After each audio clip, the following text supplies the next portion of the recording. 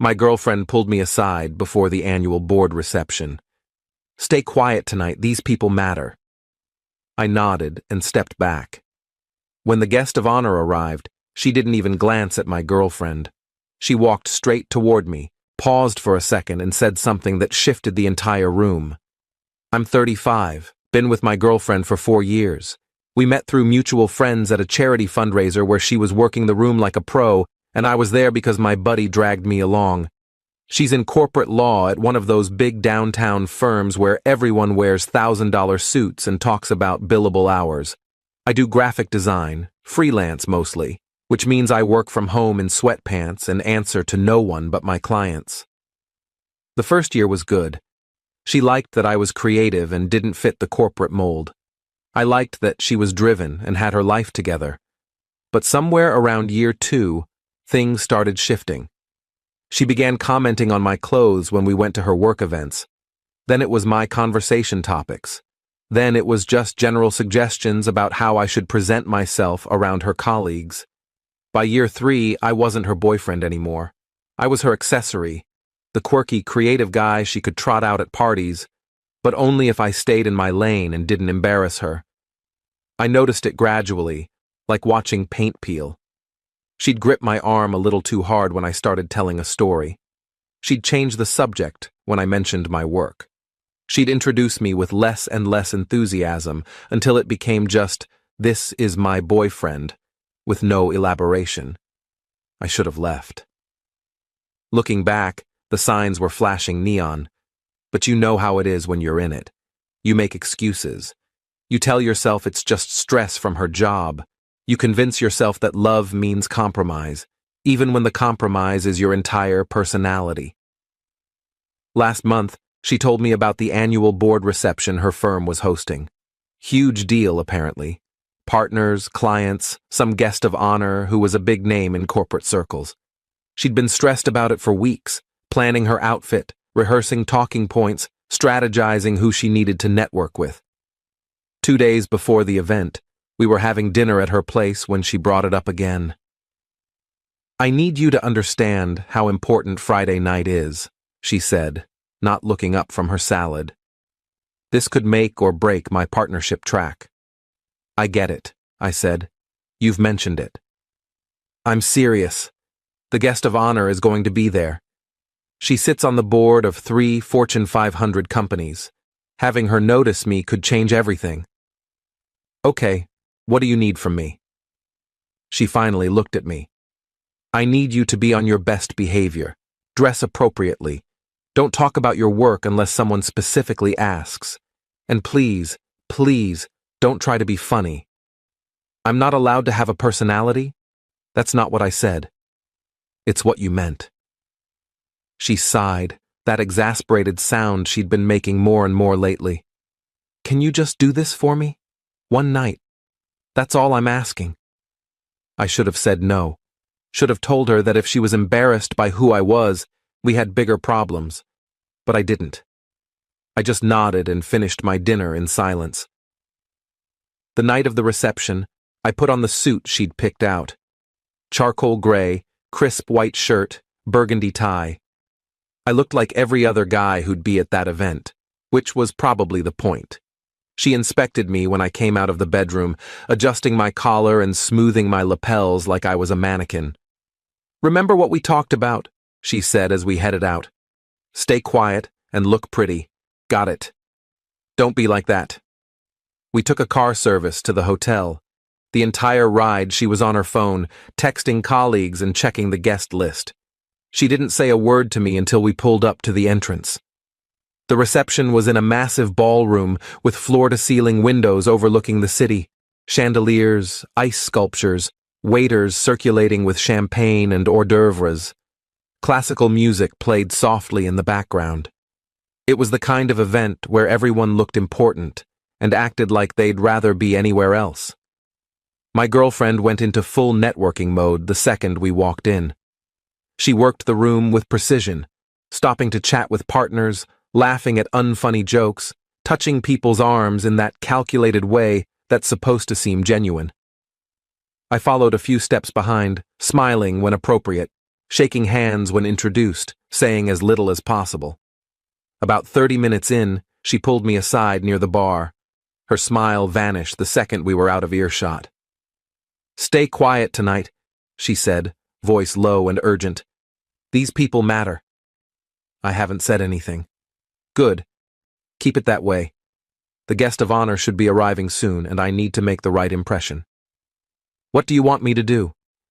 Just stand back, look supportive. Don't insert yourself into conversations. I felt something cold settle in my chest. You want me to be invisible? I want you to be aware of the situation. This isn't about you. It never is. Her eyes flashed. What's that supposed to mean? Nothing. I'll stay quiet. She studied my face for a moment, like she was trying to determine if I was being sarcastic. Then she squeezed my arm and walked back into the crowd. I grabbed a whiskey from the bar and found a spot near the windows where I could watch without being noticed. The guest of honor arrived about 20 minutes later. The energy in the room shifted immediately. Conversations got quieter. People started gravitating toward the entrance. I saw my girlfriend position herself strategically near the door, adjusting her dress and practicing her smile. The woman who walked in was probably late 50s, wearing an elegant navy dress and carrying herself with the kind of confidence that doesn't need to announce itself. She had short silver hair and sharp eyes that seemed to take in everything at once. People approached her immediately, but she handled them with polite efficiency, shaking hands and moving forward without getting trapped in conversation. My girlfriend stepped into her path, extending her hand with that practiced smile. I saw her mouth moving, saw the woman nod politely. Then something strange happened. The woman's eyes shifted past my girlfriend, scanning the room, and locked directly onto me. She walked past my girlfriend, just walked right past her like she wasn't there. The crowd parted as she crossed the ballroom, and I realized she was coming straight toward me. I glanced behind me, thinking maybe she was looking at someone else, but there was just the window. She stopped about 3 feet away, studying my face with an intensity that made me uncomfortable. The people nearby had gone quiet, watching. "I know you," she said. "I don't think so," I managed. "We've never met." "No, but I know who you are." She took a step closer. "You're the graphic designer, the one who did the campaign for the environmental nonprofit last year." I blinked. "How did you—" "I'm on the board of that nonprofit. I saw your work. It was exceptional. Bold, authentic, nothing like the corporate nonsense we usually see." She smiled. "I've been trying to track you down for months. My assistant couldn't find any contact information beyond your old website. I've been meaning to update that," I said, still processing. "Well, consider yourself found." She pulled out her phone. "I want to hire you. I'm launching a new initiative, and I need someone who can create something genuine. Not another committee-approved focus group disaster. Are you available?" Yes, I'd need to hear more about the project, but yes." We exchanged information right there. She asked about my process, my influences, my availability. We talked for maybe 15 minutes, and I forgot about the room around us until I noticed my girlfriend standing a few feet away, her face pale. The guest of honor followed my gaze. "Oh, is this your girlfriend? The one who tried to intercept me at the door?" "Yes," I said. "She should be proud of you. You're very talented." She turned to my girlfriend. "You didn't mention your boyfriend was the designer behind the Meadowbrook campaign." My girlfriend's smile looked painful. "I didn't realize you'd be familiar with his work." "I make it my business to know talent when I see it." She turned back to me. "I'll have my assistant reach out next week to set up a proper meeting. In the meantime, enjoy the rest of your evening." She moved on to greet the firm's senior partners. I stood there holding my whiskey, aware that everyone nearby had witnessed the entire exchange. My girlfriend's colleagues were staring. Some looked impressed. Others looked confused. My girlfriend looked furious. She grabbed my elbow and steered me toward the hallway outside the ballroom. The second we were alone, she dropped the smile. "What was that?" she hissed. She recognized my work. You made me look like an idiot. How? I didn't do anything.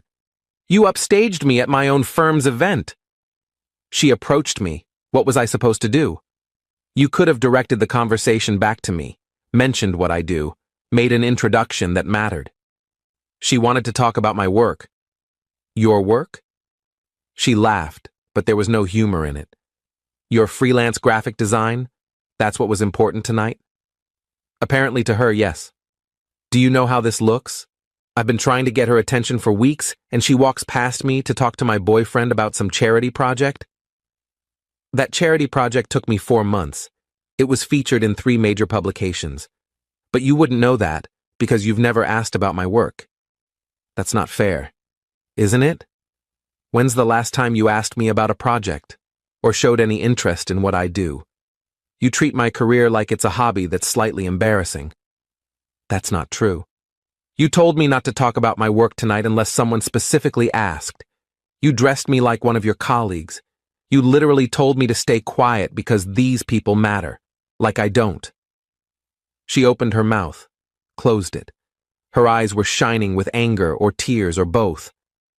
I need to go back in there, she finally said, and I need you to not make this worse. Make what worse? This situation. People are going to have questions. Let them ask. That's easy for you to say. You don't have to face these people every day. You don't have to worry about your reputation. Neither do you. You're worried about your image. That's different. She stared at me for a long moment. I'm going back inside. Are you coming? No. No? I'm going home. You can stay and network. You can't just leave. Watch me. I walked toward the elevator. She called after me, but I didn't turn around. I took a car back to my apartment, changed into sweatpants, and sat on my couch in the dark, thinking about the last 4 years. Update 1. My girlfriend didn't come home that night. She texted around midnight saying she was staying at her place and we'd talk tomorrow. I didn't respond. The next morning, I woke up to an email from the guest of honor's assistant. They wanted to schedule a video call for Monday to discuss the project in detail. The scope was bigger than I'd expected, a full rebrand for a new foundation, plus ongoing creative direction, the kind of project that could change the trajectory of my career. I was still processing that when my girlfriend showed up at my apartment around 10 a.m. She looked tired, like she hadn't slept. She came in without being invited and sat on my couch. We need to talk, she said. Okay. Last night was a disaster. For you, maybe. She looked up sharply. What's that supposed to mean? I got offered a major project from someone who actually respects my work. Seems like a pretty good night from where I'm sitting. While humiliating me in front of my entire firm. I didn't humiliate you. You humiliated yourself by treating me like I was someone you needed to manage instead of someone you're supposed to support. I was trying to help you navigate that environment. I don't need help navigating. I need a girlfriend who's proud of me. I am proud of you. Are you? Because you've spent 4 years trying to minimize who I am, making me smaller so you can look bigger. She was quiet for a long moment. That's not what I was doing. Then what were you doing? I was trying to protect you. Those environments can be cutthroat. I didn't want you to get hurt. By doing what? Having a conversation? Being myself? The only one who's hurt me in this relationship is you. Her face crumpled. That's not fair. You know what's not fair? Being told to stay quiet because the people around you matter more than I do. Being dressed up like a doll because my actual style is embarrassing. Being treated like your success and my success can't coexist. I never said that. You didn't have to. You showed me every time you changed the subject when I talked about my work.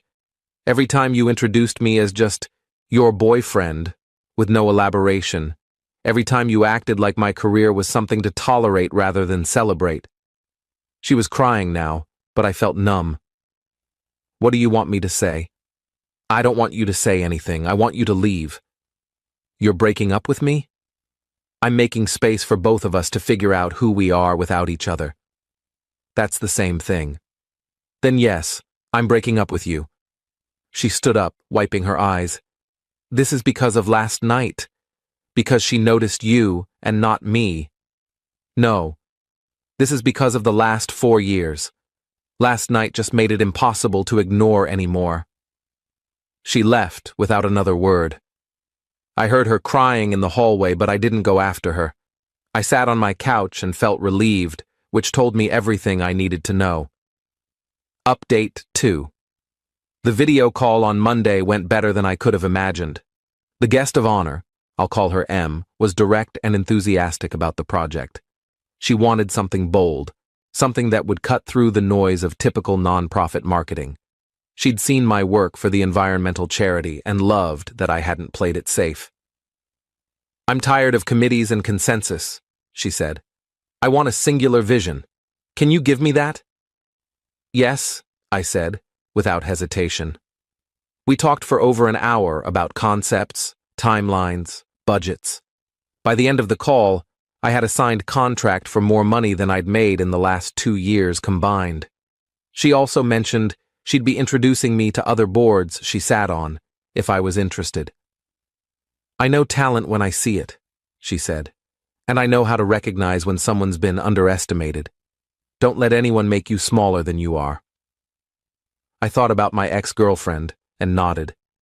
Over the next few weeks, word spread about the project. Other organizations started reaching out. My inbox filled with opportunities I would have killed for a year ago. I updated my website, raised my rates, started being more selective about clients.